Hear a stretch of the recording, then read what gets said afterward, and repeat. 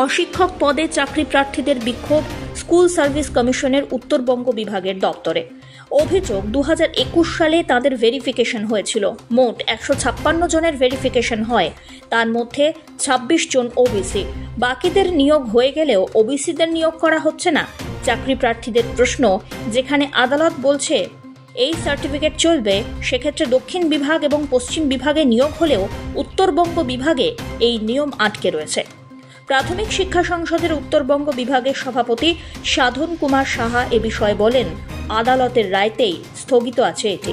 Head office থেকে order আসলেই নিয়োগ প্রক্রিয়া শুরু হবে বলেও জানান তিনি। আমাদের মধ্যে কারো বাবা মারা গেছে, কারো স্বামী মারা গেছে। দীর্ঘদিন ধরে আমরা এই অফিসে বিভিন্ন অফিসে দৌড়াদৌড়ি করেছি। যাই হোক, আমাদের 2021 সালে ভেরিফিকেশন হয়েছে এই অফিসে, মালদা স্কুল সার্ভিস কমিশন অফিসে। ভেরিফিকেশন হওয়ার পরে 24 সালে আমাদের কাউন্সিলিং হয়েছে, স্কুল চয়েস হয়ে গেছে, সমস্ত কিছু হয়ে গেছে। তো আমাদের জেলাতে 56টা ছেলে মেয়ের কাউন্সিলিং হয়ে গেছে। তার মধ্যে 40 জন মতো জেনারেল, SC ST তারা রেকমেন্ডেশন লেটার পেয়ে গেছে, কিন্তু আমরা পাইনি। এই জন্য আমরা পাইনি, আমরা ওবিসি। তো আমরা চেয়ারম্যান সাহেবের সঙ্গে কথা বললাম, উনি বলছে হাইকোর্ট ওবিসি বাদ দিয়েছে, এই জন্য আমি তোমাদের হোল্ড রেখেছি। অথচ কোর্টের কোনো অর্ডার নাই, অনগোয়িং প্রসেস আটকানো যাবে। কোর্টের কোনো অর্ডার নাই, যার চাকরি পেয়েছে তাদের বাতিল করা যাবে। অথচ উনি নিজের ক্ষমতার জোরে, নিজের চেয়ারের জোরে উনি এই কাজটা করেছেন।